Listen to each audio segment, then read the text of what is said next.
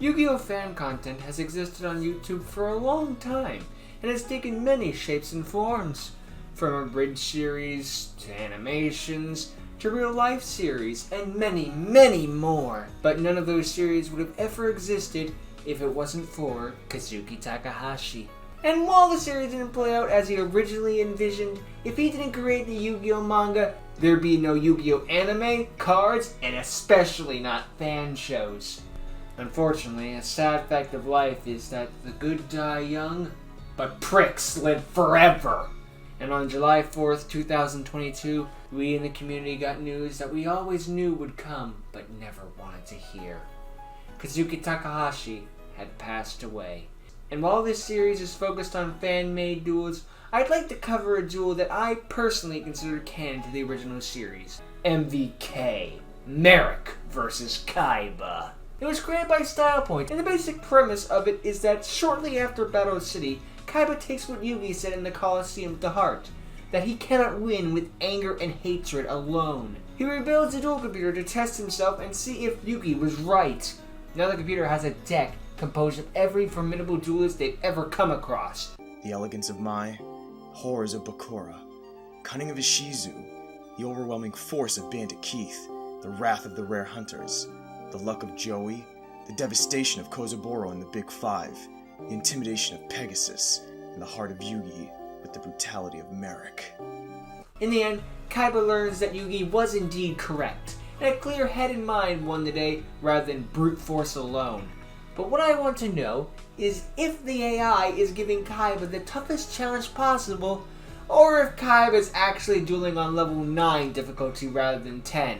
So by the request of Thomas Tenma, and out of respect for the late great Kazuki Takahashi, let's quit our stalling and get brawling. The duel begins and Marik goes first. He draws and his opening hand consists of Machiora the Destructor, Solemn Wishes, Metal Reflect Slime, Launcher Spider, Elegant Egotist, and Toon Summon Skull. He begins by normal summoning Machiora in attack position. He then sets Metal Reflect Slime face down and ends his turn. One hit set Solemn Wishes, probably a fear of back row removal as well as a plan he has. It's Kaiba's turn. He draws and his opening hand consists of Slate Warrior, Cloning, Virus Cannon, Battle Ox, Kaiser Seahorse, and an unknown card. This card will never be seen or used and will ultimately just be discarded, so we'll say it's Different Dimension Dragon. It's useless enough. He starts by normal summoning Slate Warrior. He then enters his battle phase and has it attack and destroy Machiora. Machiora is destroyed and Marik takes 300 damage, but because Machiora went to the graveyard, Marik can activate trap cards from his hand for this turn only. So he activates a continuous trap card, Solemn Wishes. Now every time he draws, he'll gain 500 life points. Kaiba finishes by setting Cloning and Virus Cannon face down to end his turn. It's Marik's turn. He draws and gets Cyber Harpy Lady, as well as 500 more life points. He normal summons Cyber Harpy Lady. In response, Kaiba activates his trap card, Cloning. When the opponent normal or flip summons a monster, this card targets that monster and special summons one clone token of the same type, attribute, level, attack, and defense of that monster. So now Kaiba has his own Cyber Harpy Lady on his side of the field in every way but name. In response, Marik activates Elegant Egotist. Since he controls a Harpy Lady monster, he can special summon the Harpy Lady sisters from his deck, which he does, summoning them in attack mode. He enters his battle phase and orders the sisters to attack Slate Warrior. Kaiba responds though, activating his trap card Virus Cannon. By attributing non-token monsters, he can make Marik send an equal number of spells from his deck to the graveyard. He attributes Slate Warrior, and Marik sends Contract with Exodia to the grave. Now normally Marik would get a replay of the attack, but he doesn't. So while this is most likely a scripting error or done just for the sake of entertainment and flow, we actually can justify this in the universe. Either he chose not to attack in order to toy with Kaiba for a little bit longer, or we're going off the Battle City rules where replays aren't a thing. Take your pick. All reasons make sense, at least in my opinion. Though I will have to give him this way to Kaiba here because rather than block the attack, why not just take the 50 damage and then use Slate Warrior's effect? You can reduce the sister's attack points by 500. Then summon, say, that Battle Ox or Kaiser Seahorse in your hand, and then destroy them with one of those. Now granted, both the sisters and the Metal Reflect Slime will be dealt with in the end, but I can't help but mention the better play here. although the slime would be an issue long term, but I feel I'm rambling, so why don't we get back to the game. Marik has a Cyber Harpy Lady attack the clone token. Both are destroyed. Marik ends his turn. It's Kaiba's turn. He draws and gets Shadow Spell. He sets it face down right away and ends his turn. I personally would have summoned the Battle Ox or Kaiser Seahorse to absorb a bit of the damage myself, but whatever, it's for a trap. We'll let it slide. It's Marik's turn. He draws and gets Pot of Greed, as well as 500 life points. He activates Pot of Greed, drawing 2 more cards and gaining another 500 life points. And those 2 cards are Change of Heart and Dangerous Machine Type 6. Now Marik activates his continuous trap card, Metal Reflex Slime, which summons itself in defense mode as a Water Aqua monster with no attack but 3000 defense. Also, it's level 10. Honestly, not a bad field. I wonder how Kaiba's going to deal with a board like this. He's not. Marik's going to deal with it for him. He tributes the Harpy Lady Sisters and Metal Reflex Slime to summon the level 7 Launcher Spider in attack mode. Okay, but why though? Yes, I know that 2200 is bigger than 1950, but I also know that having 2 monsters with big stats is a lot better than 1 monster with pretty decent stats. So this is dumb. Doubly because Marik attacks directly, but as soon as the attack is declared, Kaiba activates a continuous trap card, Shadow Spell. He targets Launcher Spider, and now it not only loses 700 attack points, but can no longer attack or change its battle position. Marik ends his turn. Kaiba's up now. Kaiba draws and gets Ring of Defense. He summons Battle Ox and has it attack and destroy Launcher Spider. Marik takes Sparks damage. Kaiba sets Ring of Defense face down and ends his turn. It's Marik's turn. He draws and gets Tomb Road, as well as gaining 500 life points. Marik is impressed with Kaiba's skills, but says that the warm-up is over. He activates a continuous spell card, Tomb World. By paying 1000 life points, he can give Kaiba a PTSD flashback. Next, he activates the Change of Heart spell card, letting him take control of Kaiba's Battle Ox until the end of the turn. He then tributes Battle Ox to special summon the Toon Summon Skull from his hand. Fortunately for Kaiba, Toon Summon Skull cannot attack the turn that it's summoned. Lastly, Marik activates his continuous spell card, Dangerous Machine Type 6. A card whose effect depends on the roll of a die. It only goes off during Marik's standby phase though, so again, Kaiba is safe. For now. Marik ends his turn. Another misplay for Marik. Why not attack directly with Battle Ox and then summon the Toon Summon Skull? Granted, Kaiba does have a face down and Marik might be playing more mind games rather than the actual game, but still, another misplay. It's Kaiba's turn. He draws and gets Ring of Destruction. He normal summons the Kaiser Seahorse in attack mode. He then sets Ring of Destruction face down and ends his turn. It's Marik's turn. He draws and gets Nightmare Steel Cage, as well as 500 life points. During the standby phase, Dangerous Machine Type 6 activates. It rolls its dice, and Marik gets a 3, letting him draw 1 more card, which is Morphing Jar, and then gains another 500 life points. He then pays those 500 life points to have Toon Summon Skull attack directly with its effect. Kaiba chains though, activating his trap Ring of Destruction. He targets the tomb, and now it will be destroyed, and both duelists would lose life points equal to its attack points. Marik says that's fine though, since he can heal from it, and Kaiba can't. But Kaiba wasn't done yet. He changed the quick play spell card Ring of Defense. Since the trap activated that would inflict damage, this card makes all that damage 0. So Toon Summon Skull is destroyed, and nobody loses any life points. Marik compliments Kaiba on that move, but since Kaiba's now the one with the strongest monster in the field, he activates the continuous spell card, Nightmare Steel Cage. While this card is face up, neither duelist can declare an attack, but it's destroyed after 2 of Kaiba's turns. Finally, he sets his Morphing Jar in face down defense position and ends his turn. It's Kaiba's turn. He draws and gets the Crush card, Virus. Since he can't attack, he plays it safe. He switches Kaiser Seahorse to defense mode, sets his Crush card Virus face down, and ends his turn. It's Marik's turn. He draws and gets Emergency Provisions, as well as another 500 life points. Dangerous Machine Type 6 activates in the standby phase again and gets a 3. Marik draws and gets Fairy's Hand Mirror, as well as 500 more life points. Since Kaiba figured out the Toon's weakness, and he could use a bit more back row, Marik activates his quick play spell card, Emergency Provisions. By sending Toon World to the graveyard, Marik gains another 1000 life points. You know, because he was running low. He then sets Fairy's Hand Mirror face down. Next he flip summons Morphing Jar. Now both duelists discard their entire hand to the graveyard, and draw 5 new cards. Marik's hand was empty, so he loses nothing, while Kaiba discards his Different Dimension Dragon. Marik's 5 new cards are Crass Clown, Dream Clown, Polymerization, Blast Out by Attribute, and Cyber Jar.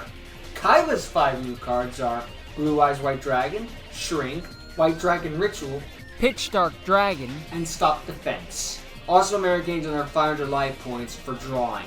Oh, how I wish he sent that to the graveyard with emergency provisions too. Anyway, from his new hand, Marik activates Polymerization using Crass Clown and Dream Clown for level 7 Bakori Box in attack mode. Marik ends his turn with that. It's Kaiba's turn. He draws and gets Soul Release. Since Kaiser Seahorse counts as 2 tributes when summoning a light-type monster, Kaiba sacrificed it to summon the Blue Eyes White Dragon from his hand. Kaiba then sets Shrink face down and ends his turn, and since it's been 2 turns, the Nightmare Steel Cage vanishes. It's Marik's turn. He draws and gets Dispel, as well as 500 more life points. During the standby phase, Dangerous Machine Type 6 rolls its die again, but this time lands on 4. This means that Kaiba can now draw 1 card. Pleased, he draws and gets Soul Exchange. Marik isn't bothered by this though, as he activates Dispel, targeting Kaiba's set Shrink. Knowing Dispel will destroy it, Kaiba figures it's best to use Shrink before he loses it. So he chains, activating the quick play spell card, Shrink. This has the attack of 1 monster on the field for the rest of the turn. He targets Bakori Box. However, that kind of opening was exactly what Marik was waiting for. He changed with the trap card, Fairy's Hand Mirror. Because Kaiba activated a spell card that targeted exactly 1 monster, Marik can change that target to another monster. He targets Blue Eyes White Dragon, so Shrink now reduces Blue Eyes' attack to 1500. And now that's weak enough to kill, Marik has Bakori Box attack and destroy it, dealing 800 points of damage to Kaiba. During his second main phase, Marik switches Morphing Jar into defense mode and then sets Blast Out by Attribute face down. Marik ends his turn. Gotta give a misplay to Kaiba here. No, I get it. It was a split-second decision, and we often make our worst decisions when we're in a panic. But if he didn't activate Shrink, Marik couldn't kill Blue Eyes and would most likely go on the defensive. Though what's funny is Kaiba's going to activate Soul Exchange next turn, which also targets a monster, meaning it's possible that Marik could have used Fairy's Hand Mirror on that. The thing is though is that Soul Exchange states that it has to be an opponent's monster, so he would probably be able to change it to Morphing Jar. But that would most likely cause a knock-on effect because Kaiba is going to use that monster that he targets as tribute for a ritual spell, meaning Morphing Jar's 2 stars aren't enough to be able to fulfill the requirement on its own, meaning Kaiba will have to use at least 1 of the cards in his hand to pay the cost. So what I'm trying to say is, yes, he shouldn't have acted so rashly and made a misplay in the process. However, it's actually a good thing he did it for next turn, but a misplay is still a misplay. Also, Marik, you haven't gotten off scot-free either. You could have attacked directly with Morphing Jar, and you have 8,000 life points, so you could probably tank whatever hit Kaiba's going to throw your way. Not to mention, again, there's going to be a knock-on effect where if Marik just attacked more often, he would have won the duel. But he's choosing to play mind games over, again, the actual game. But whatever, switching the weak monster into defensive mode isn't the worst thing ever, so I guess I can let it slide ultimately, but if you call it a misplay, go right ahead, I ain't gonna stop you at all. Anyway, it's Kaiba's turn. He draws and gets Paladin of White Dragon. He starts back to being Soul Exchange, targeting the Bakori Box, so that he can tribute it for a summon as if it were his own card, though it cannot attack this turn. Next he activates his ritual spell card, White Dragon Ritual. He tributes the level 7 Bakori Box to ritual summon a level 4 Paladin of White Dragon. Finally he activates Paladin of White Dragon's special ability. By tributing it, he can special summon 1 Blue Eyes White Dragon monster from his deck, but he can't attack with it due to Soul Exchanges and Paladin's detrimental effects. So Kaiba ends his turn. And yes, that move was legal that Kaiba just made, because Soul Exchange says tribute. It mentions nothing about tribute summoning, and White Dragon Ritual only asks for a tribute. So this move is completely legal. Just thought I'd clear that up in case there was any confusion. It's Marik's turn. He draws and gets Foolish Burial, as well as 500 more life points. Standby phase, Dangerous Machine Type 6 lands on 3 again, and Marik draws Diffusion, and gets another 500 life points. Marik sets his Cyber Jar in face-down defense mode. He ends his turn and reminds Kaiba that if he doesn't attack at this rate, he'll never win. Kaiba won't let that happen though. It's his turn, and he draws and gets another Blue Eyes White Dragon. He immediately enters his battle phase and has Blue Eyes attack, I assume, the set Cyber Jar. Unfortunately for Kaiba though, he walked right into a trap because the moment the attack was declared, Marik activates the trap card Blast Out by a Tribute, which destroys Kaiba's Blue Eyes White Dragon and deals 1,000 points of damage to him. Gritting his teeth, Kaiba ends his turn. Okay, so that move actually was illegal, because Blast can only be activated if a Tribute summoned monster attacked. Yes, Blue Eyes was summoned through a Tribute, but that's different from a Tribute summon. Yu-Gi-Oh! Is very specific with its wording. A freaking semicolon can decide whether a card is good or garbage. So yeah, another scripting error, but that doesn't stop this duel from being hella entertaining. Also, Kaiba could use Stop Defense on Marik's monsters, but the thing is actually saving that card for when he gets the biggest bang for his buck. Yes, Blue Eyes could have done a lot more damage, but it also wouldn't wipe Marik out. Also because the script told him to save it. Moving on, it's Marik's turn. He draws and gets Swords Revealing Light, as well as 401 life points. Standby phase, Danger Machine rolls again, and this time lands on 2. This means that Kaiba has to discard 1 card from his hand. He discards the 3rd Blue Eyes White Dragon that he just drew last turn. Marik then activates the spell card, Swords Revealing Light, meaning Kaiba cannot attack for 3 of his own turns. Next he flips summons Cyber Jar, which destroys all monsters on the field. Wow, he's the only one that has monsters on the field. Okay, granted, the only monster on the field is Morphing Jar with 700 attack points, and the 900 attack Cyber Jar, but that thing nukes the field, so we're just not going to count that one. But again, you have both the field advantage and over 9,000 life points. So this is yet another opportunity to attack directly with Morphing Jar, which if you would have done on both opportunities, and with the Battle Ox, you would have won by now. And yeah, true, he could have nuked the field to try to get more stronger monsters on the field, but Kaiba might get them too. So in my opinion, big misplay, Marik. This is totally a level 9 difficulty. Anyway, because Cyber Jar went off, both duelists now draw 5 new cards. Any level 4 or lower monsters are supposed to summon to the field. Also, Marik's supposed to gain 500 life points again, putting him at 10,000 life points. However, it's not shown, but that's just a small error, so we'll just ignore that. Anyway, Marik's 5 cards are Revival Jam, Jalkin the Spiritualist, Helpomir, Lava Golem, and the Dark Magic Curtain. Kaiba's 5 cards are Twin-Headed Behemoth, Silent Doom, Mystical Space Typhoon, Megamorph, and his own Polymerization. Marik supposed to summons the Revival Jam and sets the Jalkin the Spiritualist face down, while Kaiba supposed to summon the Twin-Headed Behemoth to the field. Marik then tributes Revival Jam to summon Helpomir. Marik ends his turn. And here's yet another misplay to give to Marik because he could have attacked right here and destroyed the Twin-Headed Behemoth. Now you may say, James, that's not right. If he destroyed the Twin-Headed Behemoth, yeah, he'd do 500 damage, but then Kaiba wouldn't have a second monster in the field to Lava Golem on the next turn. Which you're correct about. However, Twin-Headed Behemoth has an effect. If it's destroyed by battle, it can come right back to the field at the end of the turn with 1,000 attack and defense points. So in other words, Kaiba would still have a second monster to be treated with Lava Golem.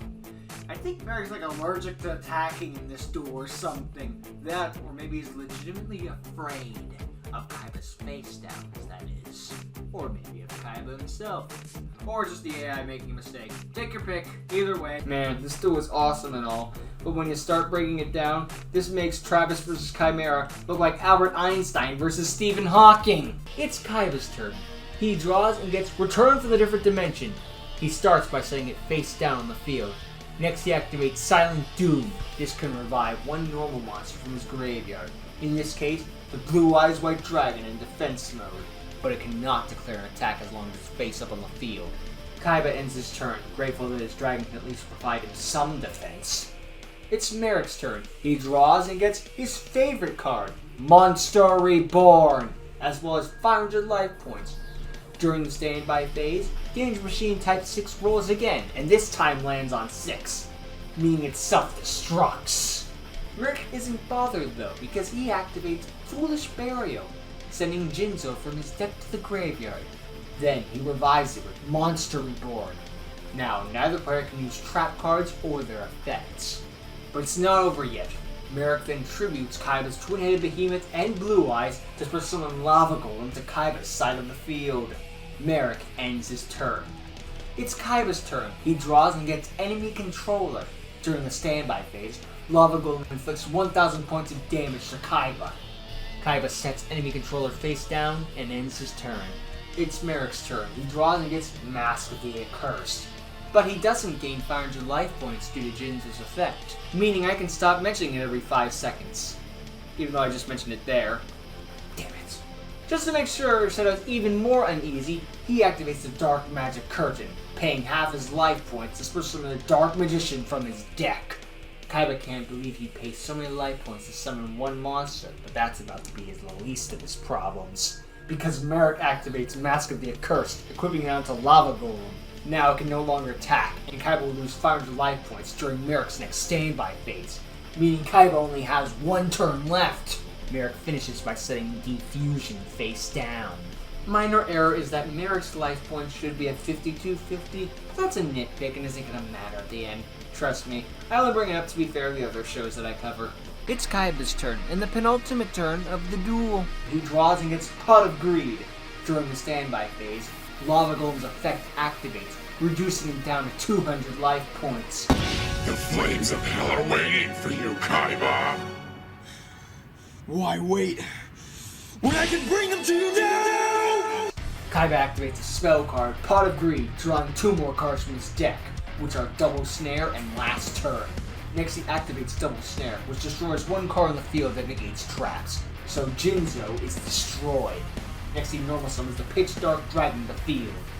And now that he can use traps, he activates the Crush card Virus, tributing his Dark Attribute 900 attack Dragon to destroy all of Marik's monsters with 1500 or more attack, taking out Helpomir, Dark Magician, and apparently Jinzo again. Man, Kaiba hated that card so much he destroyed it twice. Next he activates Soul Release, removing his 3 Blue Eyes White Dragons in his graveyard from play.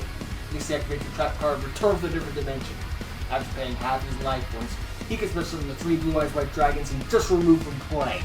And just to flex even harder, he activates Polymerization, fusing all 3 of his dragons together in order to fusion summon the Blue Eyes Ultimate Dragon. Following even that up, he equips the Ultimate Dragon with Megamorph. Since his life points are far lower than Marik's, the Ultimate Dragon's attack points are doubled to 9,000. Marik's impressed, but says that it doesn't matter due to the sword's revealing light. Kaiba counters that those are a nice pair of swords that Marik has there. It would be a real shame if someone activated MST on them, which is exactly what he does! Marik still doesn't care though, because he has a face-down defense position monster protecting him for this turn. Kaiba laughs though, because he planned on going right through that monster anyway. He activates Stop Defense, forcing Marik's Jowgen and Spiritless from face-down defense mode to face-up attack mode. Kaiba declares this duel is over, and orders Blue Eyes Ultimate Dragon to attack Jowgen for game! However, Marik laughs, and agrees that this duel is over. Just not for him. He activates Quick Play spell card Defusion. Now the Ultimate Dragon has to return to Kaiba's extra deck, and Kaiba's attack is cancelled. Megamorph also goes to the graveyard as a result of this. Seto sighs, sets Last Turn face down, and ends his turn. It's Marik's turn, and the final turn of the duel. Marik tells Kaiba that after he draws his card, the Master of the Accursed will take the last of his life points. But Kaiba won't let that happen, and while what Kaiba's about to do is technically an illegal play, it's gonna be really friggin' epic, so let's let the man cook. Before Marik draws, Kaiba activates Enemy Controller. By tributing Lava Golem, he can take control of Jowgen to the end of the turn, which will stop Marik's burn combo. Marik asks if that was Kaiba's last stand, but Kaiba says no. This is! He activates the trap card Last Turn!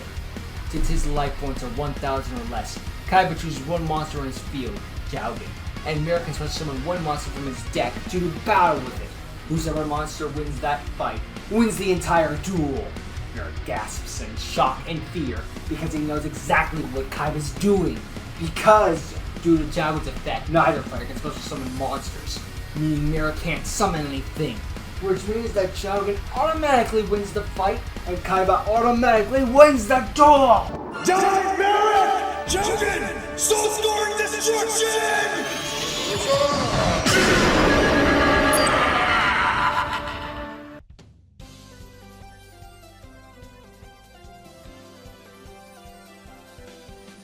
So could Marik have beaten Kaiba? I think I've proven yes. If he had just attacked once or twice with Morphing Jar or the Battle Ox, Kaiba would have lost due to Lava Golem's burn. Also, Kaiba made some misplays as well. If Kaiba didn't overextend on his last turn and fusion some of the Blue Eyes Ultimate Dragon, he could have just had one regular Blue Eyes with Megamorph and would have won through the overwhelming force before the last turn play. But then we wouldn't get the moral of it, how brute force isn't the answer to all of life's problems, so eh. And hey, whether it's AI or human, nobody's perfect. Kaiba did the best he could in this high-tense situation, where he probably wasn't thinking straight.